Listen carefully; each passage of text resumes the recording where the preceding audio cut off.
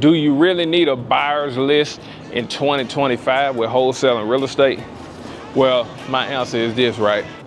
That all depends on if you're doing local or virtual, right? Nowadays with tools like Investor Base, Investor Lift, Batch Leads, Deal Machine, right? The MLS, I feel like you don't necessarily need a buyer's list. You see what I'm saying? Right? Because a lot of times we'll take a house and just throw it on the MLS. You see what I'm saying? Which is the biggest buyer's list, right? We have gotten deals in areas where we know nothing about the area. And we have found buyers just like that. So we just price it way cheaper than what the rest of the market is selling it for, right? Then you find a buyer just like that. So I don't feel like building a buyer's list should be your main key, but buyers are very important, one of the most important things in the business right now, especially with the current interest rates and that kind of stuff. Interest rates still high, you know what I mean? Buyers, I'm talking about buyers are offering so low when it comes to wholesaling. You better make sure it's really a deal, you know what I mean? You better make sure you got a deal, or otherwise you will be just sitting on contracts and you won't be able to move them. And you also need to get good at asking for a price reduction, because a lot of times the seller say it needs this much work, it needs this much work, and it actually ends up being this much work. You understand? It end up need way more work than expected. You understand? So with that being said, you know, I say that you definitely need to get good at asking for a price reduction. You know what I mean? Top of 20, I remember 2023, even a lot of 2024, almost every deal we had to get a price reduction. I'm talking about $10,000, $20,000, $30,000, even $50,000 price reductions. You know what I mean? It is what it is. And if they really need to sell it, they're gonna sell it and they're gonna drop that price. You understand? So the buyer's list thing, I say, you know, focus on actually getting good deals and then throwing them on the MLS. Now, you're gonna need that attorney effect, you know what I mean, with your contract to be able to list it on the MLS. I do have that contract, you know what I'm saying, that you can get from me. Also book a call with me so we can talk more about this strategy on how to really do it, right? But the MLS for us has been a game changer, because the thing about finding a buyer the other way, I always talk about Deal Machine, Prop Stream, Investor Lift, Batch Leads, and all these different things. But the thing about that, you're going about it the same way as far as the way you find sellers. So just like you send an SMS, you send a voicemail, you do a cold call to get sellers under contract, you're doing the same thing for buyers, right? So essentially, it's the same process. Now, if you got a lot of contracts, it's gonna be a lot of work. It's gonna be a lot of work, so you're gonna need to have 1 or 2 dispo people to be able to move those deals if you're doing it this way, right? So the beautiful thing about the MLS, you can just list them and then your phone gonna ring. As long as you list them low, as long as you list them cheap enough, you should be fine, right?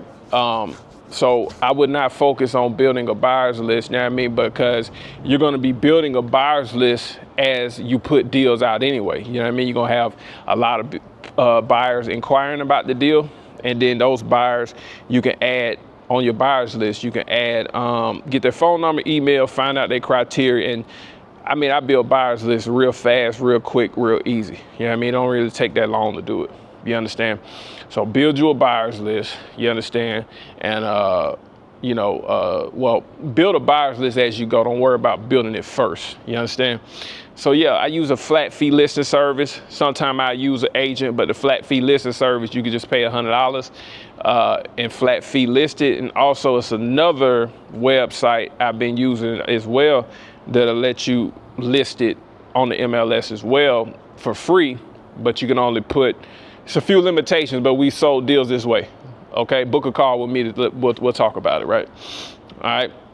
But when I tell you buyers are so important, man, I'm telling you, man, right now, I don't care how many contracts you got, man. If you can't move them, you just got contracts for nothing. You understand? So, and another beautiful thing about the attorney effect, when you list them on the MLS, you know what I mean? Beautiful thing about the MLS, you can also accept conventional buyers and even FHA. So that makes it even better when you can do it that way. You see what I'm saying? When you can do it that way, now you got the option to take a cash offer, or you have the option to take a conventional offer, right? The conventional buyer is going to pay more because they're not an investor. They're buying it to either move in it, but some conventional buyers I have seen buy it and they actually do fix and flip, but they might do their own work or for whatever, you know what I mean? But they're able to pay a little more than the typical cash buyer. So that's why I always say, if you can list it on the MLS, do it. Now, you want to tell these sellers that you listed it on the MLS. You want to tell them that you're trying to find your end buyer first, right? You want to try to find your end buyer first, because tell them you're dealing with a lot of inventory, you understand? And we like to find our end buyer before we purchase.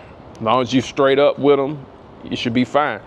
But because I personally ran into issues where we're listed on the MLS without telling the seller, and the seller be like, oh my gosh, you got my house listed on the MLS. You never told me you were doing this. Then it become a big problem, right? So make sure you're clear with that. Because I'm here to tell you, man, the reason why we use the MLS, because I'm telling you, these buyers are offering so low. You know what I mean? So we're able to find a buyer that's actually pay a little more, man, because if you find a savvy investor, man, they're going to lowball you. You understand? So this is why I say, get the county data. You see what I'm saying? If you're not running ads, you're not doing PPL, PPC, Facebook, and you're still doing text message, phone call, voicemail marketing, right? I say get the county data. Also get the deal machine data and get the 4-stack and the 5-stack data, right? Do that, because then you're going to have a better opportunity to actually get a seller that actually want to sell at a discount. You understand? That's the main thing, man. You know what I'm saying? Because we have even ran into problems recently where it's like, I'm thinking it's a deal, but then when I put it out there, the buyer go to the property, they be like, needs this much work and needs this. The house is destroyed, and then they're offering this much, and I'm like, damn. Now I got to go back and get a price reduction. I'm telling you, make sure you have a real deal, man. I'm telling you, right? And the best thing to know if you have a deal is just, when you run your comps, look at the as-is comps and offer like, man, I'll give you a scenario. Let's say the ARV is 350,000. And let's say you seeing as-is comps at like 150. Man, I'll try to get it at 100. I'll try to get it 100 and under, right? I'll try to get it 100 and under, you see what I'm saying? So, I'll say, try to get it 50% lower than what the as-is comps is, you know what I mean? And but even if you see an as-is comp for 150, even if you get it at 110, 115, that should be good, right? But I try to get it as low as possible, because I already know these cash buyers, they're gonna try to beat you up, right? This is why we trying to always sell the more conventional buyers, honestly. We're trying to sell the more conventional, more FHAs, right? Trying to learn how to get into more wholesaling, when we actually buy the property with private money and then turn around and list it on the market, right? You know what I mean? So that's my advice for cash buyers, but I wouldn't sit there and try to build a great big old list before you get started. That's a waste of time. Get the deals under contract, list them on the MLS, or some sellers do not want you to list the house on the MLS, so that's when you go to Deal Machine, batch leads, or you can use things like Investor Lift or InvestorBase.com to get buyers. Send a text message, send a voicemail, call them on the phone. You should find the buyers. We found buyers and real fast doing it this way, but it was actually a deal. Key word, it was a deal. I'm trying to tell you now, if it ain't a deal, I'm telling you, she ain't talking about nothing, man. Straight up. You're gonna be wasting your time, wasting your energy. You're gonna be wasting everybody's time. Everybody's just gonna be mad. You wasted 30 days, wasted 45 days, locking it up under contract. Ain't nothing going on, man. We ain't got time for that, man. We here to lock up deals, and we into selling them and selling them quick, man. You know what I mean? And and the thing is, on average, just in this industry, only 40%, maybe 50%. I'll say only 40 to 50% of your deals are actually gonna close anyway. For one, title issues and having it locked up too high, seller backing out, whatever, right? It is what it is. That means if you get 10 contracts, maybe 4 or 5 of them will sell, whatever, right?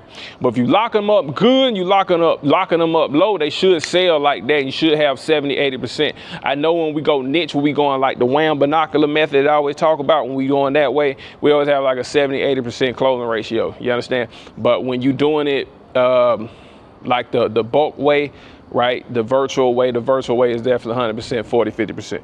It is what it is. You see what I'm saying? But as long as you close and it makes sense, you're getting a return on your money, you're getting a good ROI, you know what I mean, I say go for it, man. You know what I mean? 40-50% is still good.